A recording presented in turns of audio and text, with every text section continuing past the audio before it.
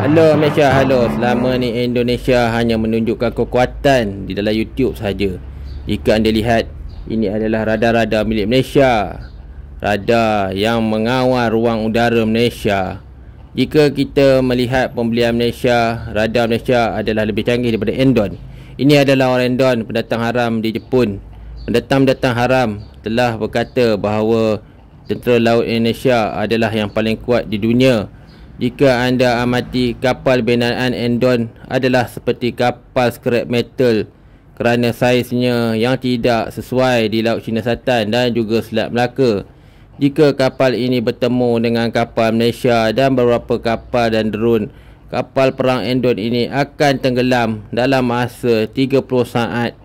Jika anda lihat KRI fisabilillah, kapal Endon yang dibeli tahun 19 ataupun 2020-an ialah kapal dengan desain lama. Kapal ini pernah digunakan teknologinya oleh Malaysia pada tahun 1958. Itulah perbandingan ketinggalan bangsa Endon ni. Bila kita sembang, dia tak percaya. Jika kita lihat, tentera laut Endon kebanyakannya masih menggunakan teknologi Perancis yang dibeli di pasaran biasa. Jika anda lihat kenapa guided missile Endon masih ketinggalan, anda boleh lihatlah keadaan guided missile Endon. Untuk menembak peluru pandu, mereka terpaksa menggunakan senjata milik Jerman. Itu digunakan untuk menembak kapal perang, dipasang di kapal laut. Itulah kebodohan Endon. Ini adalah senjata daripada Jerman yang dipasang. Disebabkan Endon tiada wang mau membeli motor Melara, mereka telah membeli sebuah meriam 35mm daripada Jerman. Jika kita kaji, askar Endon setara dengan China atau Rusia. Walaupun begitu, Rusia telah maju sedikit. Jika perang berlaku, Indonesia akan meminta bantuan China kerana Indonesia tak ada senjata atau kilang untuk membuat peluru artileri berat.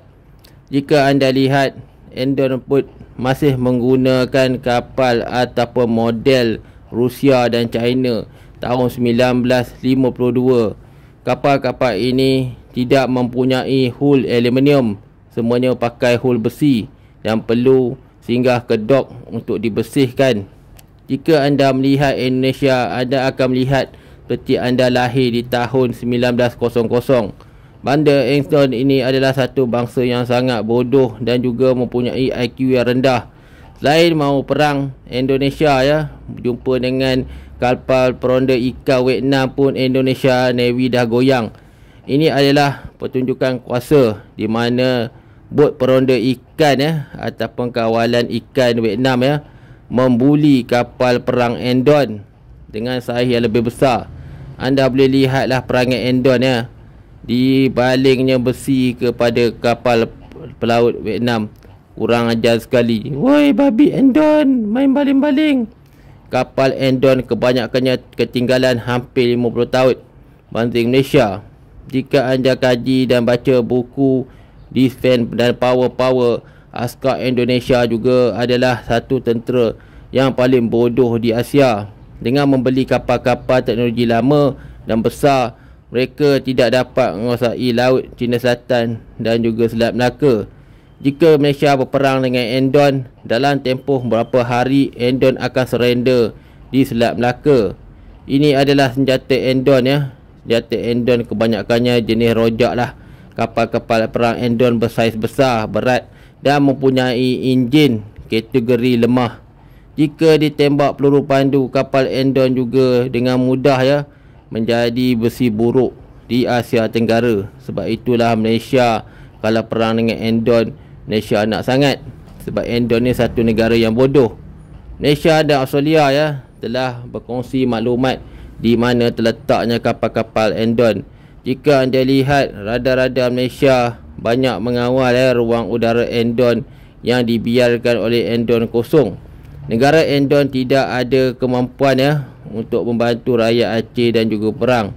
Negara Endon juga mempunyai satu tabiat, iaitu mencuri apa saja yang ada di Nusantara, sehingga kan seorang pelajar Hong Kong dirogol oleh seekor beruk di Indonesia.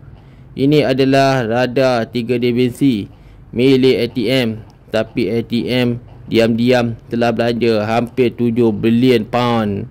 Jika kita perang dengan Endon akan menangis kerana mereka tidak akan ada lagi kampung Jakarta. Strategi Malaysia ialah mengesan sebelum menyerah kalah.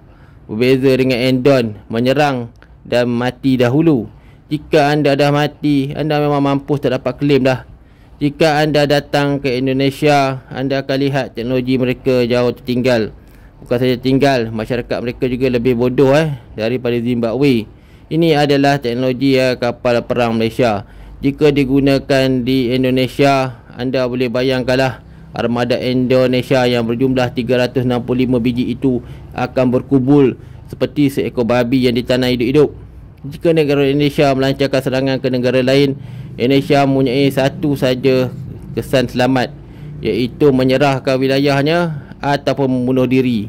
Kelemahan bangsa Indonesia ini kita boleh kesan sejak daripada zaman Chola Empire. FTBA telah membuat sistem perang, pelancaran dan juga pencegahan. Endon masih membuat sistem perang dan attack seperti Vietcong. Cita-cita Endon ialah menggantikan askar Vietcong. Dengan populasi Endon yang ramai, mereka juga akan melakukan maksiat. Ini adalah serangan udara. Pada latihan perang baru-baru ini, pesawat daripada Indonesia lah paling teruk dengan kedegilan dan kebodohan, macam Presiden mereka menolak bantuan daripada Malaysia. Jika anda kaji kenapa bangsa Endon ni bodoh, mereka dikurniakan akal IQ 78 dan apapun akhirnya Malaysia menang.